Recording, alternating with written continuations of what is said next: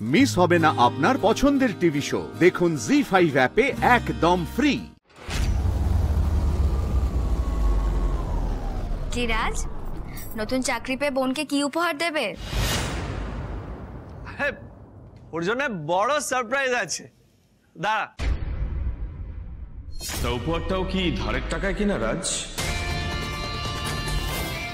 মানে আপনি কি বাড়ি বই আমাদের অপমান করতে এসেছেন?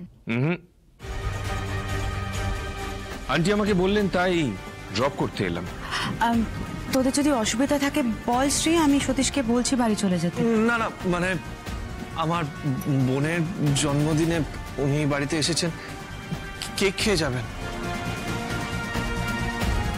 আমি আমার উত্তরটা তো পেলাম না। সতীশ, আপনার বোধহয় জানা নেই রাজের এখন আর ধার করার কোনো প্রয়োজন হয় না। ও একটা ভালো গ্যারেজের হেড মেকানিক। সতীশ বাবু, আপনার চাবিটা। ও, thank you very much. Welcome.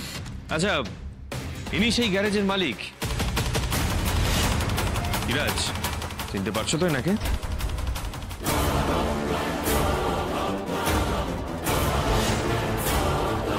ওরে বাবা, চাকরিটা খুইয়েই বাড়িতে পাঠিয়ে। এসব কি বলছেন আপনি? ও তো মেকানিক হিসাবে আমার গ্যারেজে কাজ করতে গিয়েছিল। ওর ব্যবহারে অসন্তুষ্ট হয়ে প্রথম দিনেই আমি ওকে তাড়িয়ে দিয়েছি।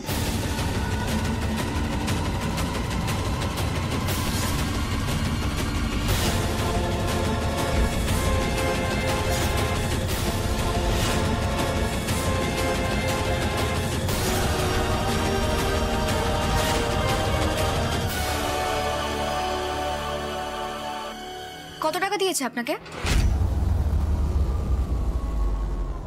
আজকের এই আনন্দটা মাটি করার জন্য সতীশ আপনাকে ঠিক কত টাকা দিয়েছে?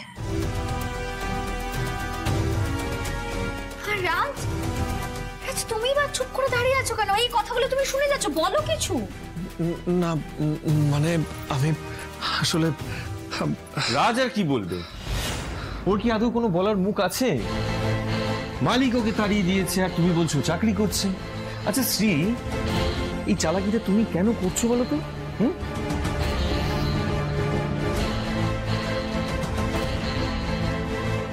রাজ, রাজ চুপ করে থেকো না। রাজ, তুমি এভাবে চুপ করে দাঁড়িয়ে আছো কেন? বলো যে ওরা মিথ্যে বলছে, প্লিজ। শ্রী, কি হলো রাজ? শ্রী কি? রাজ, তুমি একবার সত্যিটা বলো, তারপর আমি সারা পৃথিবীর সঙ্গে লড়াই করে নেবো। রাজ, এই প্রমিস। কি হলো? আরে বাবা, চুপ করে আছো কেন? কিছু তো বলো।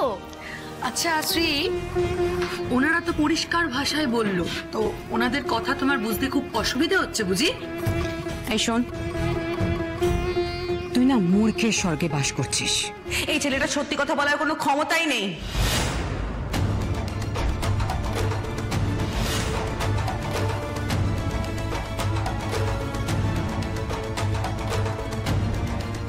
ওরা রাজের নামে যা যা বলছে সেসব মিথ্যে। এক্ষুনি রাজ সেটা প্রমাণ করে দেবে। রাজ, রাজ, সতীশ এই লোকটা মিথ্যে কথা বলছে আর তুমি চুপ করে দাঁড়িয়ে দাঁড়িয়ে শুনছো। তুমি যত চুপ করে দাঁড়িয়ে থাকবে তত ওনারা তোমার নামে বাজে কথা বলবে আর তত আমার খারাপ লাগবে। রাজ, এই আমার চোখের দিকে তাকাও, তাকিয়ে বলো। জি5 ডাউনলোড করুন আর সব এপিসোড দেখুন একদম ফ্রি।